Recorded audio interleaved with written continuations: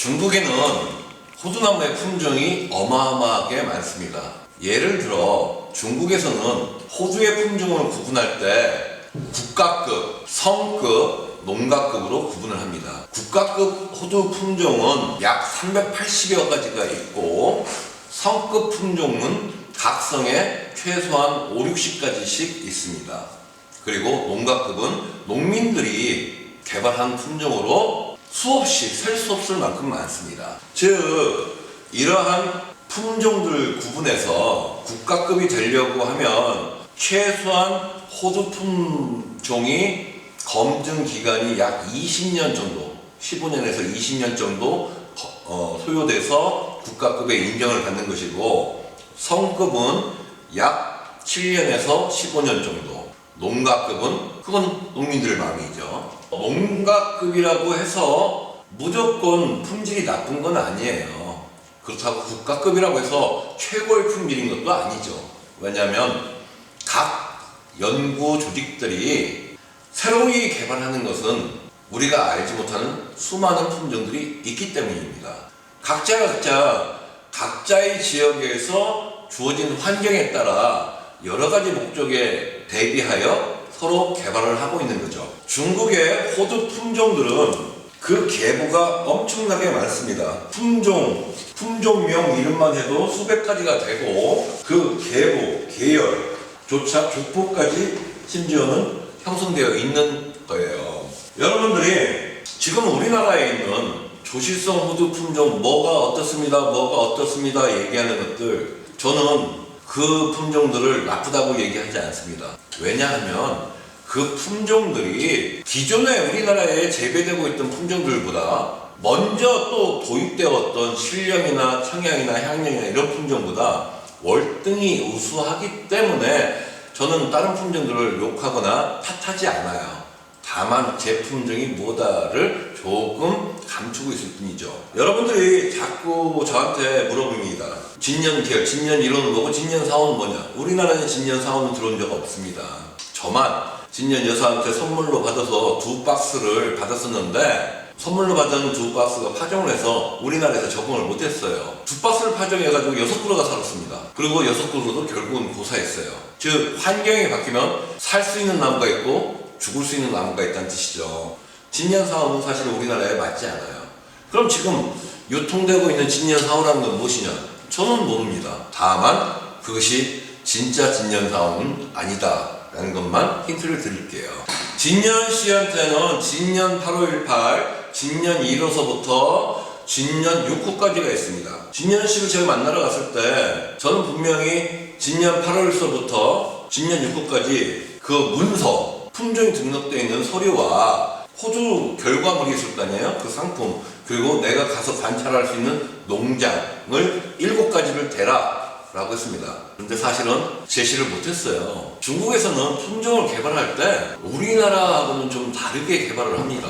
어떻게 개발하느냐? 새로운 나무가, 새로운 품종이 F1으로 그냥 거기다가 1호 붙이는 거예요. 아직 조금 더 체계적으로 되어 있지 못한 경우가 많다는 거죠. 그러다 보니 진년 8518부터 진년 1호, 진년 69까지 나갔는데 그 중에서 그쪽에서 괜찮다라고 했던 것이 진년 1호와 진년 4호였어요. 그분이 같이 살 때 주 선생은 공무원 생활을 했고 진 여사는 그나마 진짜 시골의 아주머니였어요. 이 진 여사가 호두 농장이 잘 되고 괜찮은 것을 심었습니다. 그러다 보니 좀 유명해진 거죠. 돈이 되기 시작하니까 마케팅을 그나마 공부를 한 주 선생이 하게 된 거예요. 그때는 부부지간이었으니까 품종 등록이나 이런 것을 주 선생이 하게 된 거죠. 근데 나중에 헤어졌어요. 헤어지고 나니까 거기에 진 8518이라고 전처에 이름이 붙어 있으니 좀 곤란했겠죠. 그래서 그냥 8518이라고 부르기 시작했던 거예요. 저희가 처음에 갔을 때 관액 1호라는 이름이 없었습니다. 농장을 볼 때 농장에 진년 1호, 진년 몇 호 이런 식으로 쭉 써 있었어요. 그래서 아니 왜 관액 1호라는 걸 보여주지 않고 진년 몇 호라는 걸 보여주느냐 라고 할 때 그쪽에서 주 선생이 얘기하길 저거는 우리 마누라 이름인데 그냥 이것을 저렇게 붙여준 것이다 라고 했던 거죠. 그런 문제 때문에 나중에 제가 관획 1호라고 우리나라에서 광고를 하고 선전을 하다가 마지막에 나중에는 어떤 문제가 생겼느냐, 한국 사람들이 또 이제 여러 경로를 통해 가지고 진년식을 찾아낸 거죠. 진년식을 찾아내서 그걸 진년 1호라고 또 광고를 하기 시작했어요. 저는 가서 따졌습니다. 야, 너희는 똑같은 품종을 신랑 이름으로는 관획 1호라고 하고 와이프 이름으로는 진년 1호라고 하고 그럼 나중에 자식 이름으로는 뭐라고 부를 거냐 하고 막 따졌어요. 둘 다 아무 말을 못하죠. 관획 1호는 진년 1호와 같다라는 결론이었죠. 한국 사람들이 그 이후에 진년실을 막 찾아가기 시작했어요. 수입업자들이 찾아가니까 어떻게 됐느냐, 주선생을 건너뛴 거죠. 진년씨가 주선생한테 묘목을 안 팔아요. 진년씨가 한국에 직접 거래를 하기 시작했습니다. 저도 마찬가지였고요. 주선생이라는 사람은 묘목을 안 주니 다른 걸 막 갖고 오기 시작했어요. 다른 걸 섞어서 관액이다 뭐다 해가면서 팔기 시작했죠. 그때 우리나라 수입업자들이 조금 많이 섞은 겁니다. 그럼 진년 4호 사태는 어떻게 된 것이냐? 저도 사실은 일말의 책임은 있습니다. 국내의 수입업자 몇 분과 제가 중국에 갔을 때 각자 흩어져서 자기들이 광고하고 하는 품종을 갖고 와라, 그 물건들 결과물을 가지고서 토론을 하자라고 하고서 각 품종들을 모아가지고 품평회를 한 적이 있습니다. 제가 이제 선택했던 품종이 좋다라고 해서 그쪽으로 이제 물량을 몰아서 갖고 오기로 했는데, 그 당시에 관획 1호, 진년 1호 막 이런 문제가 발생됐기 때문에 진여사한테 얘기했어요.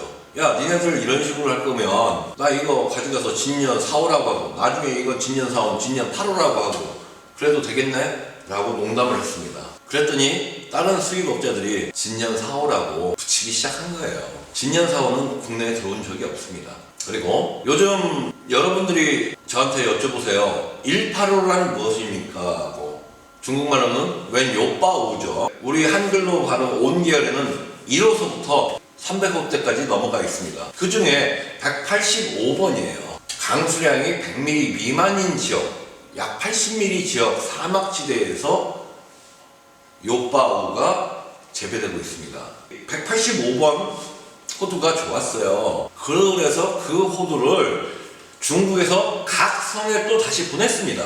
그 성들에서 자기 지역에 맞게끔 토질과 강수량 등 환경 조건에 맞게끔 다시 교작을 했죠. 그래서 또 다른 계열들이 나오기 시작했습니다. 185번 호두가 상당히 좋은 품종인 건 맞습니다만 우리나라에 도입될 때는 몇 가지 고민을 해봐야 합니다. 모래사막에 80mm의 강수량, 우리나라는 점질토에 1200mm의 강수량. 쉽지는 않은 얘기죠. 똑같은 품질이 나오지 않습니다. 생존의 문제가 걸립니다. 185번의 개화습성은 어떻습니까? 우리는 호두나무의 품종을 이야기할 때 단순히 품질만 얘기하는 게 아니라 개화습성도 이해를 해야죠. 저희가 만드는 열린이 185번의 손녀뻘입니다. 저희가 도입한 데는 연간 강수량 800mm 지역에서 저희는 가져왔습니다. 그럼 풍요는 뭐냐? 열린이 자화 선숙형임에 비해 동숙형이에요. 우리한테 주어진 단위 면적당 생산량이 이 개화 습성에 따라서 습성의 조합에 따라서 또 생산량이 달라집니다. 우리에게 주어진 단위 면적당 자화 선숙형 두재배 품종에 자웅 동숙형 순수 품종으로 들어가야 단위 면적당 생산량이 가장 많다는 것이에요. 그러므로 여러분들이 열린과 풍요의 조합, 그리고 내년 정도에는 하나가 더 들어갈 겁니다. 자웅 동숙형일지언정 이 암꽃과 숫꽃이 개화하는 시기가 100% 일치하느냐, 80%냐, 60%냐 이런 교차점, 빈 공간이 있기 때문에 한 품종을 더 추가해 줄 겁니다. 그리고 관액이 최고네, 뭐가 최고네? 아닙니다. 월등히 좋은 품종들이 많이 있습니다. 예를 들어 중국의 신신 2호, 신신 월호 이런 품종도 상당히 좋은 품종이에요. 다만 우리나라에 적응이 되느냐 안 되느냐 분명히 말씀드리는데 관액 1호 제가 도입했습니다. 하나, 품질 면에서 더 좋은 품종들이 있기 때문에 변화해 가고 있는 것이고, 나중에 더 좋은 품종이 있으면 계속해서 저는 도입해 올 거예요. 그래서 우리나라를 호두 왕국으로 만드는 것이 제 꿈입니다. 품종에 대해서 궁금한 점이 있으시면 얼마든지 물어보세요. 품종은 수없이 많습니다. 자, 품종의 조합, 품종에 따라 생산량이 얼만큼 차이 나는지 아십니까? 19배가 차이가 난답니다. 이건 문헌상의 기록이에요. 똑같은 조건에서, 똑같은 환경에서 품종에 따라 19배가 차이 난다. 이걸 또 조사를 다 했던 것이죠. 실험을 다 해보고. 이 이야기는 굉장히 무서운 얘기입니다. 여러분들이 어떤 품종을 심었을 때는 1년에 1,000만 원을 버는데, 어떤 품종을 심었을 때 1억 9천을 번다는 거예요. 품종에 대해서 많은 연구가 필요하고 많은 관찰이 필요합니다. 그러나 무작위로 이게 좋더라 라는 것은 잘못된 이야기죠. 문헌에 있는 근거에 의해 가지고 우리는 품종에 대해서 논의를 해야 하고, 그 품종이 우리나라에서 살 것인가 말 것인가 부터 생각을 해봐야 합니다. 여러분에게 단순히 우리 품종이 좋습니다 라고 말하지 않습니다. 열린과 풍요가 최고입니다 라고 고집하지 않습니다. 지금 이 시간에도 여러 품종들을 문헌상에서 조사하고 현지에 가서 관찰하고 새로운 품종을 언제든지 다시 도입할 의향이 있습니다. 더 좋은 품종이 있으면 많이 도입들 하십시오. 그리고 좀 치사깔스럽게 남의 품종을 내가 제일 먼저 했느니 거짓말 치지 마십시오. 그런 거짓말은 그 당시에 찍혀있던 사진 속에서 다 증거가 있습니다. 앞으로 여러분들이 중국이나 다른 나라를 다니시면서 많은 품종을 관찰하시고 계속 우수한 품종을 가져와 주시길 바랍니다. 만일 제가 도입한 품종보다 그 품종이 더 우수하다는 것은 저는 그 품종을 취급할 겁니다. 품종에 대해서는 많은 고민을 하시고 도입도 하셔야 하고 본인의 재배지에 식재를 하셔야 합니다. 이상입니다.